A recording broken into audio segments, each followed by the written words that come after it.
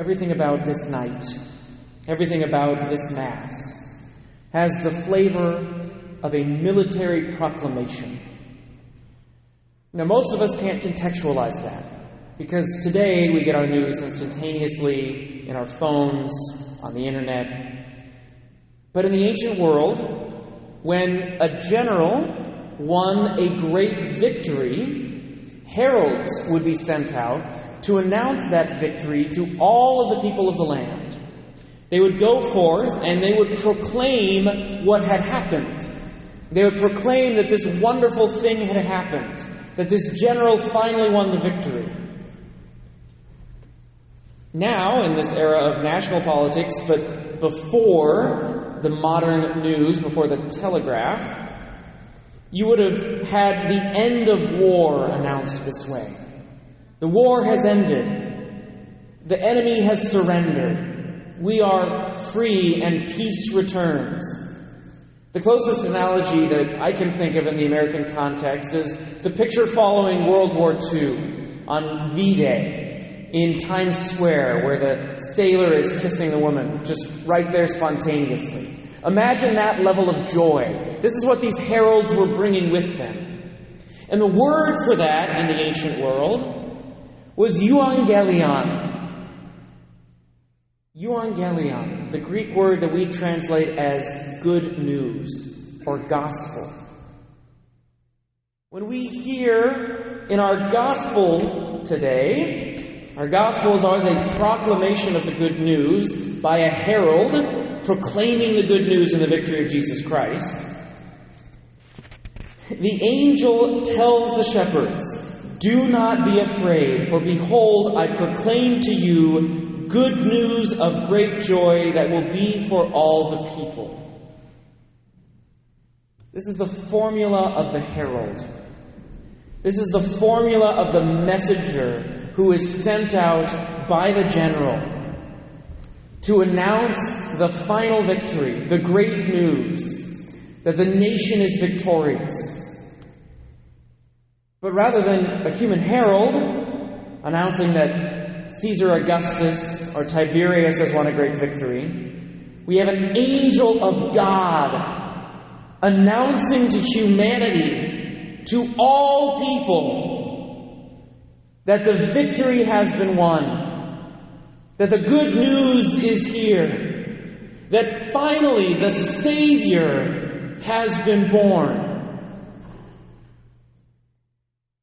It would have been treasonous at the time of this gospel to say what the angel does. For today in the city of David, a Savior has been born for you, who is Christ and Lord. The phrase used at this period, in the time of Caesar Augustus, was Kaiser Kyrios. Caesar is Lord. Kaiser Kyrios. To say Christos Kyrios, to say that Christ is Lord, is to undercut the authority of Caesar. It's to put somebody else in the place of Caesar. And yet that's what the angel of God is announcing. That this man, Caesar Augustus, one of the greatest emperors ever known to humanity, who presided over one of the greatest periods of long-term, long-lasting, expansive peace, that he means nothing. Because there is somebody born in Bethlehem, a backwater of the Roman Empire, born in Bethlehem, who is Christ, which is to say the Savior of the Jews, the one that they have been waiting for, the anointed one, the Mashiach, the Messiah, prophesied by all of the prophets, who is Christ, and He is Lord. He is Kyrios. He is the one who is in the place of Caesar. He is not just the Savior of the Jews, but He is the ruler of all of the known world. Christos, Kyrios. This is a military proclamation. This is a euangelion announced to all of the people that a victory has been won. Now we know, as Christians, that victory comes finally 33 years later, after the cross, through the resurrection.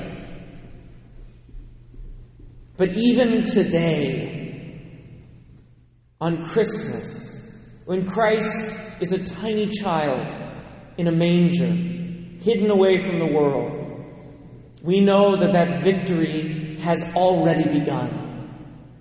Because he is born under the nose of the enemy.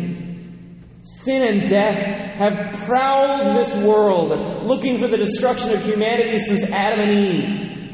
And the one who is going to destroy these final enemies has been born, and nobody noticed. He came in the secret of night, again in a backwater that nobody was paying attention to, right under the nose of the enemy he was going to destroy. But the victory was too great to be kept silent. God could not let this moment pass, because it was a moment that the Jews had been waiting for millennia or more. It was a moment that all of humanity had been groaning for under the weight of its sin. God couldn't let it pass in silence, so he had to send an angel. And the angel had to preach this evangelion. He had to be a herald to the only people who were there, the shepherds in the fields. The angel had to announce it to somebody because the victory was too great. It was too beautiful, too miraculous, and too wonderful. The victory was won underneath everybody's nose, and we didn't know. It was proclaimed to all humanity. And tonight, once again, I proclaim it to you.